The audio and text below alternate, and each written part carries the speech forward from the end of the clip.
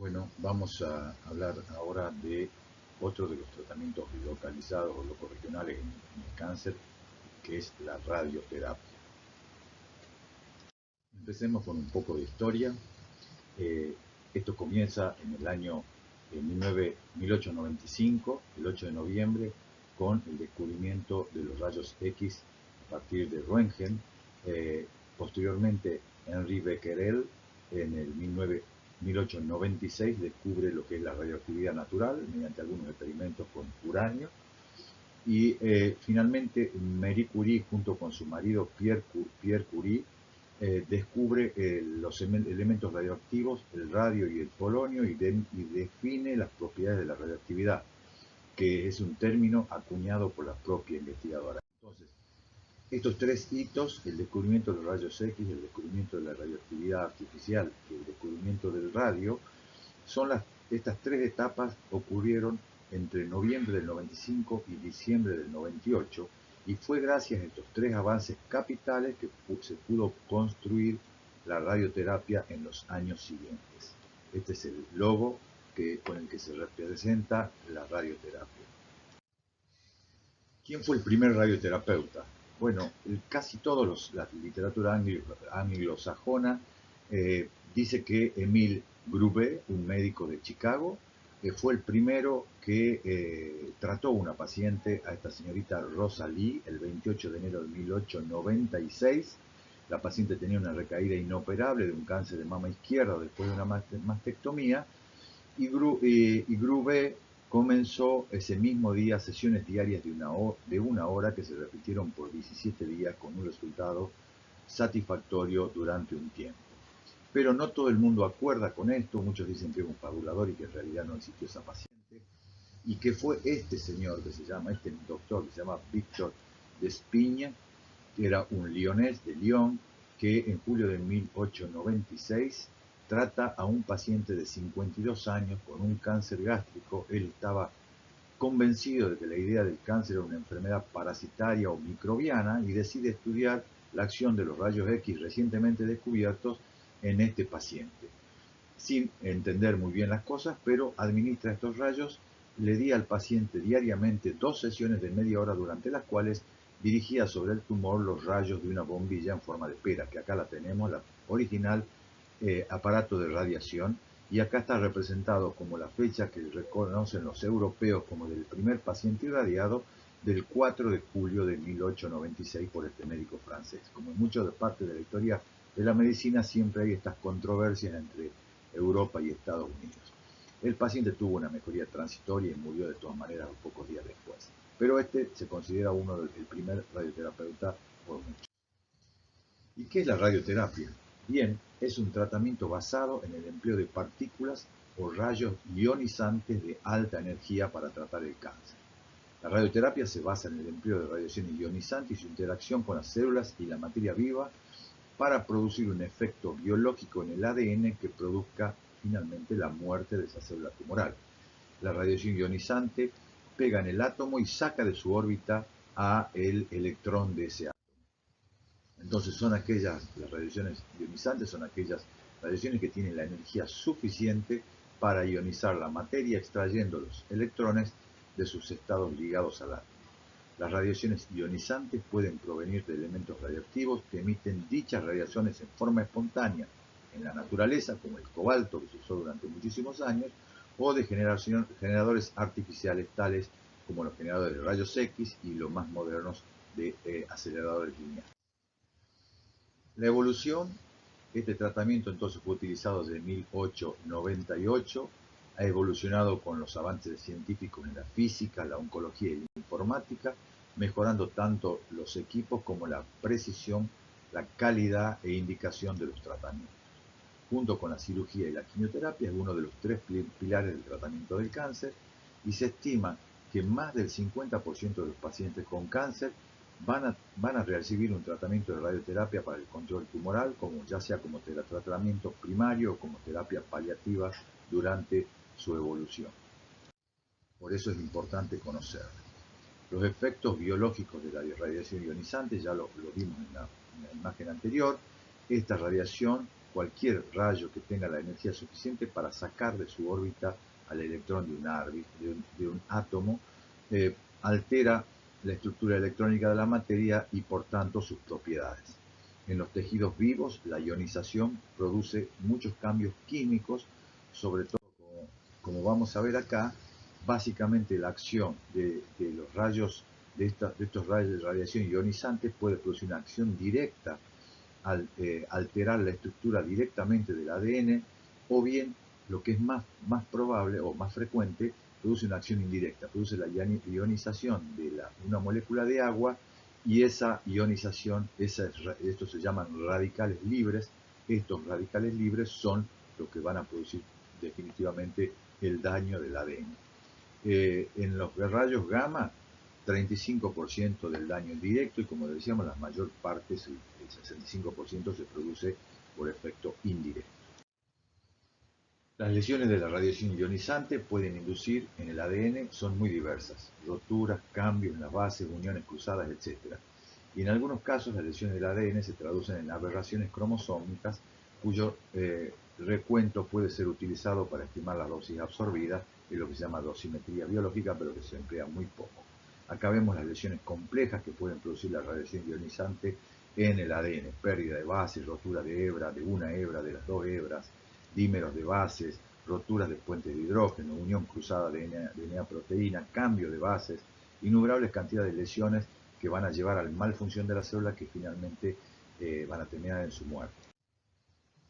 Los efectos biológicos entonces producen el daño en el ADN, tenemos que saber que hay un daño letal que siempre va a llevar a la muerte celular, pero que también hay un daño subletal, que también se produce en las células normales, que mediante mecanismos de reparación que están presentes en las células normales, la célula puede en general volver a la normalidad, o bien en algunos casos, cuando esos mecanismos fallan, puede ir al daño letal y a la muerte celular, o bien, como vemos acá, se puede transformar y cambiar su funcionalidad, y esto se llama efecto estocástico. La muerte celular es el efecto determinista, no hay posibilidad de cambio. La dosis absorbida, esto es lo más importante de esto, cómo se mide la irradiación. Se mide por la energía absorbida por la unidad de masa, que se define como joules sobre kilogramo, que se denomina en la actualidad Gray, y se representa con estas siglas, que es GI, se le dice también G. Normalmente lo podemos nominar también como la centésima parte del G, que decimos centigrays. Una dosis de 6000 centigrays es la que se emplea con mucha frecuencia. Efectos deterministas a nivel celular: vimos que puede producir también daños en los tejidos normales, van a producir un determinado número de muertes, la gravedad del efecto aumenta con la dosis de radiación, y existe una dosis umbral para que ocurra este efecto de muerte celular, y ocurren tras exposición a dosis relativamente altas de radiación. Acá vemos que el efecto de la radioterapia va a estar determinada por los tejidos. Hay tejidos que tienen una organización jerárquica y otros que tienen una organización flexible. La organización jerárquica, como vemos acá, hay células madres, células en proliferación y maduración, y células maduras. La radiosensibilidad es mayor cuanto más cantidad de células madres o células en proliferación existan, y cuanto menos células maduras existan. O sea, en los tejidos sanos, que hay células maduras, funciones maduras, hay menos efecto dañino de la radiación. Mayor diferenciación, menor radiosensibilidad. Y la organización flexible, esto puede ser más frecuente en los tejidos, que puede haber células diferenciadas con potencial proliferativo, o sea que hay proliferación y hay diferenciación. El ejemplo acá es el epitelio o el parénquima del riñón o el hígado. Bien, ¿cuál es el efecto entonces de la radioterapia en las células tumorales? Ya dijimos que en cantidades altas destruye las células tumorales y demora su crecimiento. A mayor dosis, mayor eficacia, lo que va a determinar el tiempo de tratamiento. Las células no se destruyen de inmediato, se necesitan días o semanas de tratamiento antes de que comiencen a morirse. Tenemos que esperar el efecto terapéutico hasta casi al final del tratamiento. y saber que continúan muriéndose esas células durante semanas, incluso meses después de terminar la radioterapia. En general se dice que el efecto máximo del tratamiento lo vamos a ver a los 3 meses de finalizada la radioterapia. El efecto está relacionado con la precisión de la aplicación. Sepamos que la dosis que yo administro va a decaer con el cuadrado de la distancia, por lo cual cuando yo planifico dar radioterapia en un punto, si me corro más de 1 milímetro, eso cambia mucho la dosis que voy a administrar en ese tejido y a su vez voy a dar una dosis mayor a un tejido que no quiero darle. Por eso es muy importante en la radioterapia lo que se llama planificación y dosimetría. Y todos los tejidos tienen distinta tolerancia a la radiación, ¿sí? Hay tejidos que tienen una muy baja tolerancia, como por ejemplo el intestino delgado, que con 1500 o 2000 centigrados ya puede tener un daño crónico y severo, o el hueso, que tiene una tolerancia mucho más alta de la dosis que habitualmente usamos para los tratamientos. Bien, la radioterapia externa o teleterapia, la fuente de radiación está a cierta distancia del paciente y puede ser administrada por rayos gamma, como la bomba de cobalto, rayos X o fotones, electrones, protones o núcleos atómicos. Antiguamente se empleaban los rayos X de corto voltaje, la primera radioterapia utilizada era de baja energía y al ser de baja energía no penetraba profundamente en los tejidos, por lo cual solo se irradiaban la piel y tejidos cercanos a la superficie de la piel.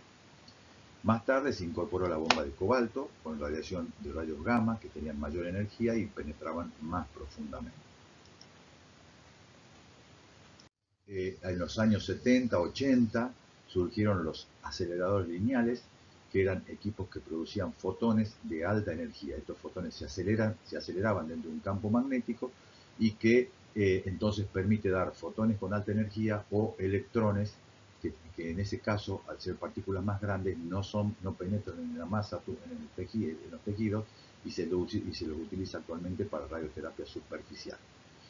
Posteriormente, después de la aparición de los aceleradores lineales, se produjeron avances tecnológicos para mejorar la capacidad de irradiación sobre el volumen tumoral y sobre todo para disminuir la radiación en los tejidos vecinos, que era un problema, con el cobalto sobre todo. Finalmente, se desarrolló la radioterapia con protones, que vamos a verla más adelante, no está disponible aún en Argentina.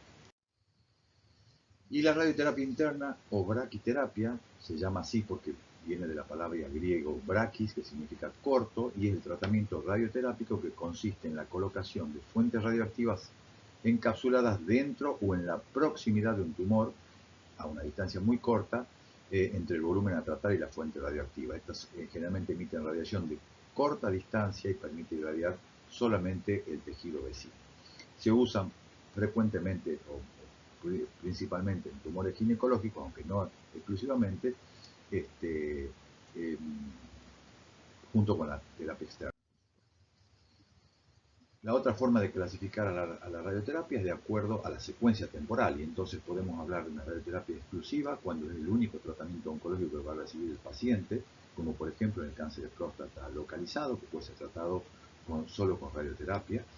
Tratamiento radioterápico adyuvante, todo lo mismo que el término de la quimioterapia, que es un complemento del tratamiento primario de la cirugía generalmente, y que se aplica radioterapia después de la cirugía, por si quedaran células microscópicas. Y el tratamiento neoadyuvante es la radioterapia que se emplea antes del tratamiento quirúrgico para reducir el volumen tumoral. Y los tratamientos concurrentes, concomitantes o sincrónicos es el uso de radioterapia conjuntamente y simultáneamente con generalmente quimioterapia que potencian su eficacia. Finalmente, según la finalidad que usamos la radioterapia, podemos decir radioterapia radical o curativa, por ejemplo, en el caso del cáncer de próstata que hablábamos recién, se da radioterapia al máximo de la tolerancia de los tejidos normales para tratar de eliminar el tumor. Y por supuesto está limitado por el efecto tóxico en los tejidos vecinos. Y la radioterapia paliativa, su finalidad es diferente, trata de aliviar síntomas y por lo tanto las dosis son menores, los tratamientos son más cortos, por lo tanto tienen menores efectos secundarios, pero pueden aliviar síntomas como el dolor o una hemorragia. La radioterapia tiene efectos sobre las células sanas, como dijimos, aunque las células sanas tienen mecanismos de recuperación presentes, por lo cual se pueden recuperar después del tratamiento. Recordar que hay daño subletal en los tejidos que puede recuperarse cuando existen los mecanismos de reparación de daño intactos, como las células normales, y este es el fundamento también de la interrupción del tratamiento a los fines de semana. Siempre nosotros decimos que los radioterapeutas aprovechan este principio para solo irradiar de lunes a viernes y descansar sábado y domingo, pero en realidad tiene este fundamento de darle tiempo al tejido normal de reparar el daño subletal. A veces no se recupera tan fácilmente y las personas pueden padecer efectos secundarios que no mejoran o que son graves o que duran durante mucho tiempo. También tiene que ver cuando uno administra dosis mayores de las que el tejido afectado pudo tolerar. Los tejidos normales tienen diferente tolerancia a la dosis de radioterapia. Superando esa dosis, entonces se puede producir ese daño permanente. Mientras que las células tumorales son más sensibles a la radiación y tienen menor capacidad de reparar el daño producido, por lo que son destruidas por daño directo e indirecto de su ADN, como vimos al comienzo de la clase. ¿Cómo se protegen a las células sanas? Mediante radiación baja, suficientemente alta para destruir las células cancerosas, pero suficientemente baja para limitar el daño en las células sanas, mediante fraccionamiento. Se utilizan varias sesiones a lo largo de un periodo de tiempo, se pueden usar 1 o 2 veces al día, la de 2 veces al día se llama hipofraccionamiento, se usa bastante poco, generalmente es una sola aplicación diaria, y permite que las células se recuperen mientras que las células cancerosas son destruidas. Y la radiación dirigida, que es la otra forma de cuanto más dirijo hacia el tumor, hacia el volumen que quiero irradiar, menos voy a afectar a las células sanas. ¿Cuáles son los efectos colaterales de la radioterapia? Van a depender de varios factores que están acá enumerados, del área tratada, del volumen del tejido irradiado, del fraccionamiento que practiqué, de cuál fue la dosis total que di, del tipo de radiación que empleé y de las diferencias individuales que pueden existir en los pacientes. Los efectos colaterales pueden aparecer inmediatamente, pero también pueden aparecer semanas o meses después del tratamiento. Los fundamentales, hay efectos generales como el cansancio, fatiga, que son efectos generales. Algunos pacientes sienten cansancio o astenia durante el tratamiento. Efectos locales como inflamación y enrojecimiento en el sitio de la piel por donde entra la radiación. Sensación de pesadez en la piel, similar a una quemadura solar, que eso se llama radioepitelitis. Y esta es la que se considera como el efecto secundario de la radiación más frecuente, ¿sí? Esto a veces lo preguntamos en el examen. La radioepitelitis es la toxicidad más frecuente de la radioterapia, la que se produce sobre la piel. Si ahí irradiamos la boca, acá empiezan a aparecer efectos secundarios asociados al sitio de donde se hace la radioterapia.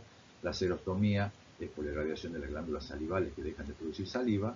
Las caries también pueden ser afectadas y deterioro de las piezas dentarias después de la radioterapia sobre la boca.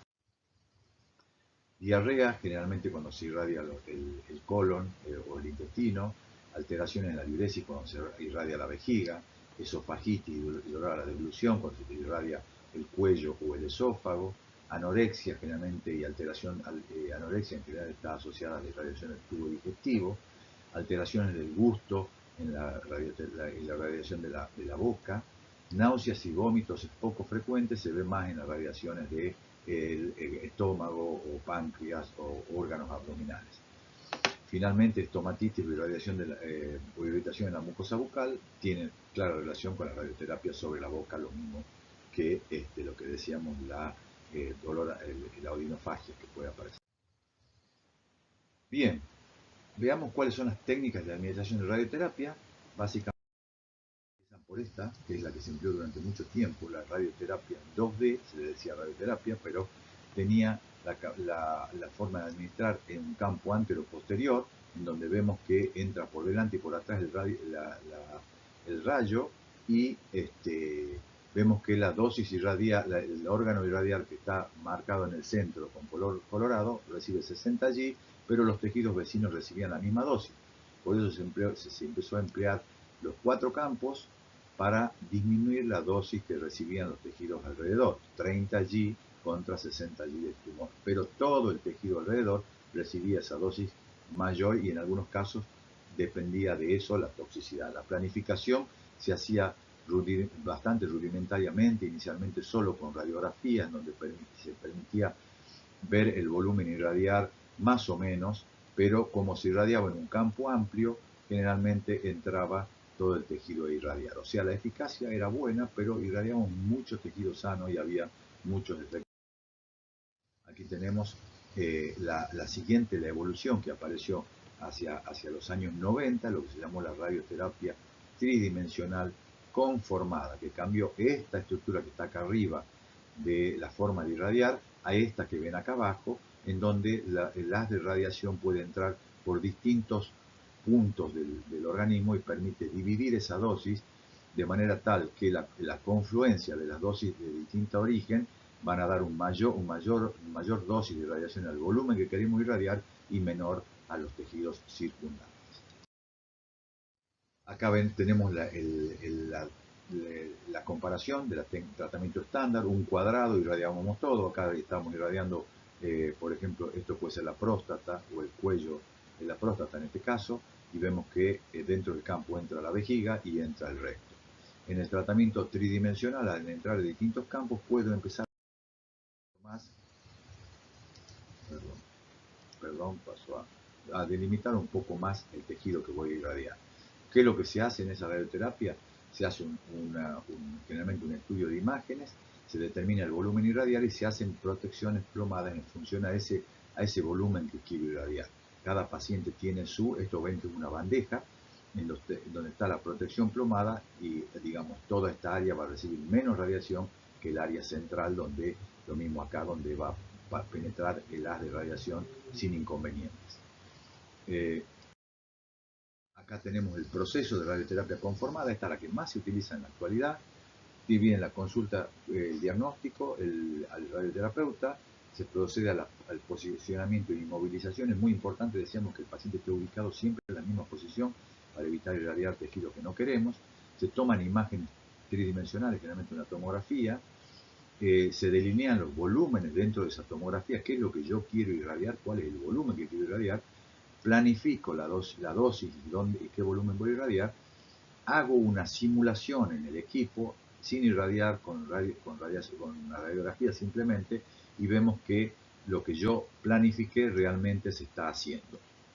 Y con esa simulación adecuada se pasa al tratamiento. La inmovilización y el posicionamiento es crucial. Si yo no pongo al paciente en la misma posición todos los días de la radioterapia, voy a irradiar tejidos que no quiero y voy a irradiar menos al tejido que quiero.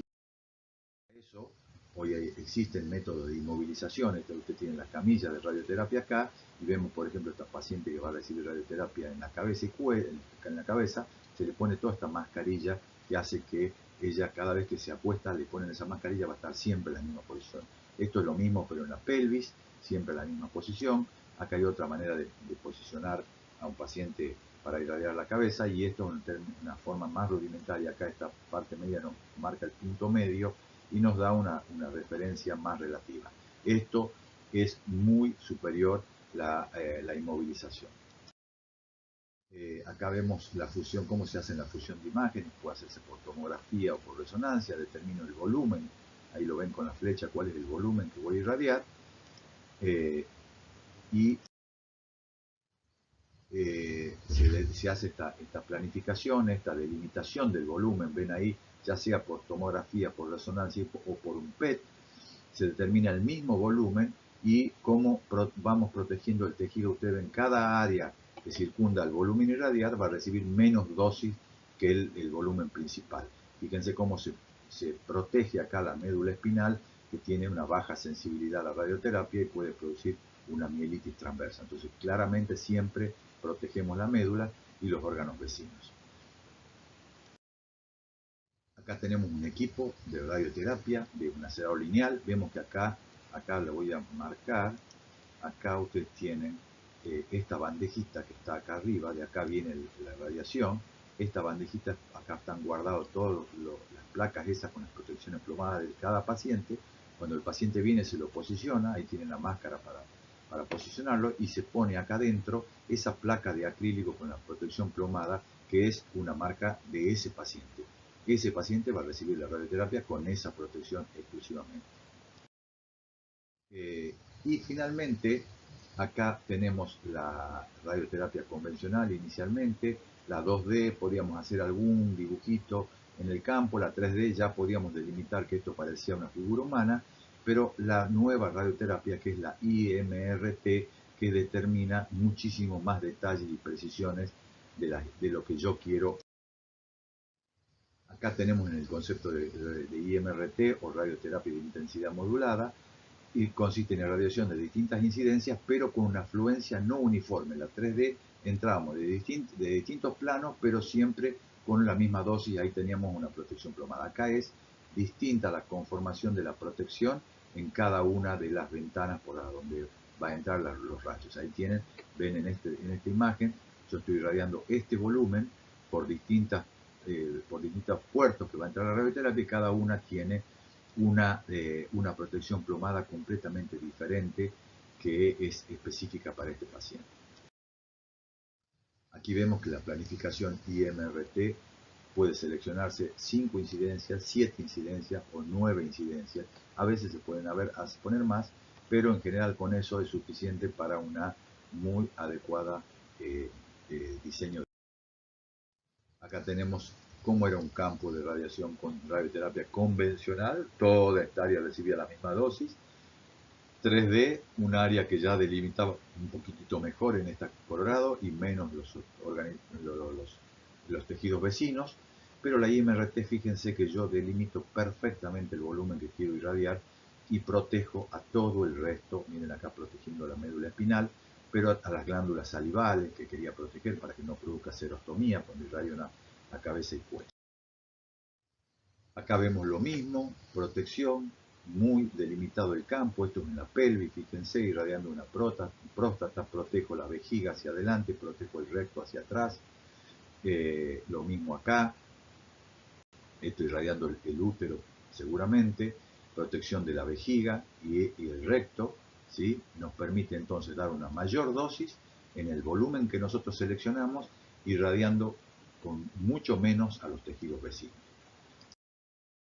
Acá vemos otros ejemplos de planificación en la pelvis, que es los sitios donde más se utilizan porque tenemos que proteger la vejiga y el recto, que tienen muy baja tolerancia a la radiación y que producen muchos síntomas durante y después del tratamiento. Entonces, cuanto menos irradiamos vejiga y recto, vamos a tener menos efectos. Esto es una comparación graciosa, pero que se entiende. Los dos son un Ford Mustang, pero vemos la diferencia entre la modernidad y la cosa más antigua. Son los dos lindos autos, pero uno es mucho mejor. Pero ¿qué es lo que pasa con la IMRT? Aún con la IMRT tenemos y queremos precisar más, tener más precisión en la irradiación del volumen, tenemos estos problemas. Por ejemplo, los movimientos respiratorios hacen que el nódulo que yo quiero irradiar y no irradiar al pulmón, que tiene bajísima tolerancia a la radioterapia, al moverse con la respiración recibe distinta radiación, tanto el tumor como el tejido normal. ¿Sí? Ahí vemos cómo se mueven los tejidos respiratorios. Fíjense, acá delimitamos este campo, pero cuando el paciente inspiró cambió completamente. Acá vemos también qué es lo que pasa en la pelvis. Acá tenemos un recto y tenemos la próstata, pero fíjense, si el recto está con aire, me cambia completamente el volumen irradiado. Estoy irradiando más el recto que no quería irradiar y tal vez menos la próstata. Lo mismo acá, vemos con el recto vacío y con el recto con gas, cómo cambia radicalmente la composición del campo irradiado. Lo mismo vemos acá, los mismos ejemplos. En la irradiación de próstata sobre todo se ve mucho. Entonces eso nos lleva a la nueva forma de radiación que existe ahora, que no está en Tucumán todavía, que es la radioterapia guiada por imágenes, que se denomina IGRT o IGRT del inglés, que es radioterapia guiada por imágenes. Y vemos que pueden ser, estos son los distintos equipos que hay, estos son los primeros que se guiaban con ecografía, con una radiografía, y los nuevos que hay cada una de las marcas de radiación, de equipos de radioterapia, Siemens, Tomotherapy, Electra, Synergy, Varian, que son estas son las dos más conocidas, Varian y Siemens, hacen estos equipos que tienen tomógrafos integrados al equipo de rayos, y eso permite una radioterapia guiada. Aquí vemos, por ejemplo, un paciente que en los movimientos respiratorios, yo antes de cada irradiación, antes que el paciente se irradie, se vuelve a tomar una imagen, el equipo toma una imagen y ve cómo está posicionado el tumor en ese momento, que puede haber cambiado en el tiempo, porque se achicó el tumor o porque se movió el órgano. Entonces permite volver a planificar, cambiar la estructura del campo e irradiar más precisamente. Este ejemplo es con una administración de imagen guiada que es mucho más sofisticada, que esto es lo que se llama un Ganting, creo que lo vemos después, que lo que permite es que solamente el ciclo de radioterapia se da mientras yo le digo que solamente irradie durante el movimiento al final de la expiración, y acá en la inspiración lo corta a todo el ciclo y vuelve a irradiar en el otro. De esa manera siempre va a irradiar en el momento que yo seleccioné, ¿ok? Mucho mayor precisión. Acá tenemos el ejemplo de la radioterapia. Acá cuando cuando el movimiento respiratorio hace que el nódulo se mueva, va a dejar el equipo de radio, deja de emitir radiación y vuelve a emitirla cuando de nuevo está en el movimiento respiratorio correspondiente.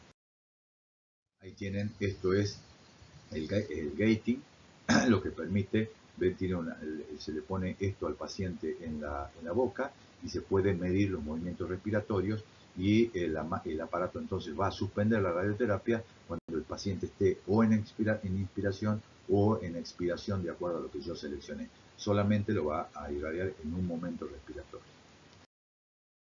Acá tenemos lo que significa la EGRT, la radioterapia guiada por imágenes. Acá tenemos la planificación que se hace con la tomografía, la resonancia o el PET, como vimos. Hacemos la fusión de imágenes, planificamos, irradiamos, hacemos la fusión de nuevo de imágenes con el tomógrafo que tiene el equipo, con esto, con el Portal, el Combin, como son distintos tipos, y volvemos, antes de irradiar, volvemos a la planificación y vemos si hay que modificar nuevamente el campo para volver a irradiar. Eso es, en cada sesión se ajusta el campo. Eso es lo que permite la EGRT y permite una radioterapia de altísima precisión. Muchísimos menos efectos tóxicos, por supuesto.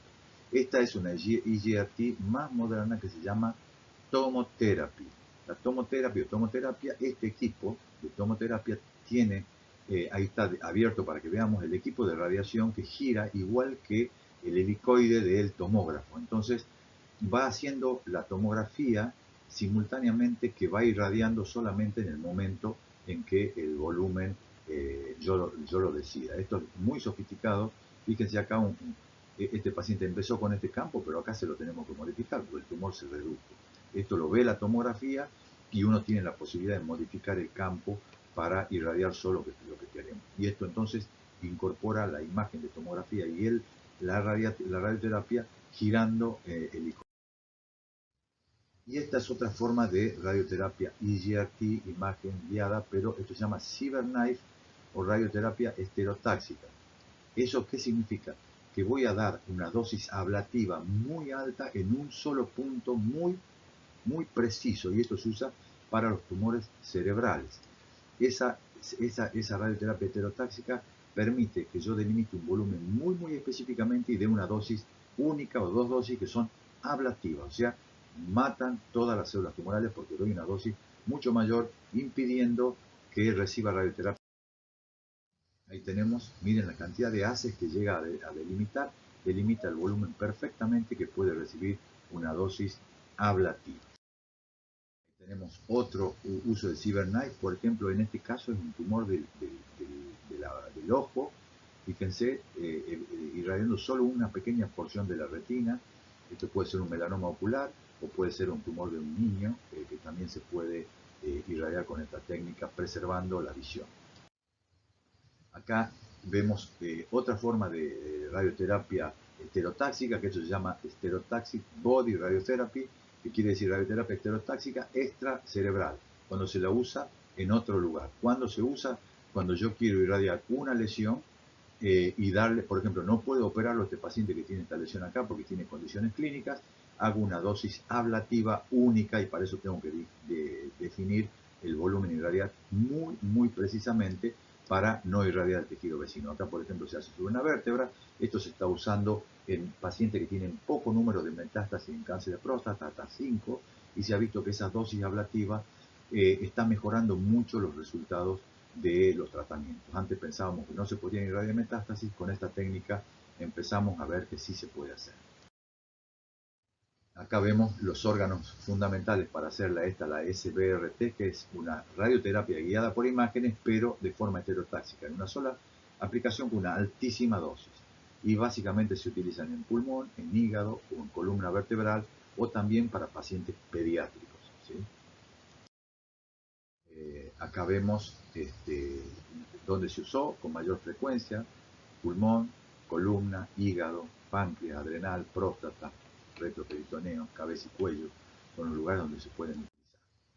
Y finalmente, para terminar, la radioterapia con haz de protones, es una radioterapia dirigida, mucho más dirigida al que los fotones convencionales, permite que la dosis sea más alta y al mismo tiempo reduce la irradiación de órganos vecinos. No es muy distinto el efecto biológico de los protones con los fotones, pero luego de entrar al cuerpo los protones liberan mayor parte de su energía dentro del tumor, a diferencia de los fotones que una dosis mínima da fuera del tumor. La dosis de radiación puede ser ajustada mucho mejor al tumor y podría producir un daño menor al tejido sano. O sea, estos protones permiten una radioterapia casi como un CyberKnife, casi como una radioterapia estereotáxica con una altísima energía. Esta es una radioterapia que es enorme, tremendamente costosa. Este es un equipo, hay solo en Estados Unidos, en algunos lugares de Europa, la terapia con fotones, algunas utilidades menores que alguna vez llegarán a nuestro país, pero no por el momento. Así que bueno, ahí tenemos cómo hacemos la planificación con fotones. Lo mismo acá, permite dar una dosis mucho más precisa. Y finalmente vemos, para finalizar, la línea del tiempo de la radioterapia, como en un poco más de 100 años, 120 años casi, del 1895, evolucionó 1920, fíjense, terapia superficial, aparición de la cobaltoterapia en los años 40, acelerador lineal en los años 80, y a partir del año 2000 toda esta sofisticación actual, la tomoterapia, el CyberKnife, la IGRT, la IMRT, etcétera, la radioterapia conformada, que tal vez no mejoró mucho la preservación del tejido normal y permitir aumentar la dosis sobre el volumen tumoral. Aquí vemos todo lo que tenemos disponible actualmente, los fotones nosotros no, pero esta es la actualidad de las posibilidades de radioterapia en el mundo. Bueno, esto es todo, muchas gracias.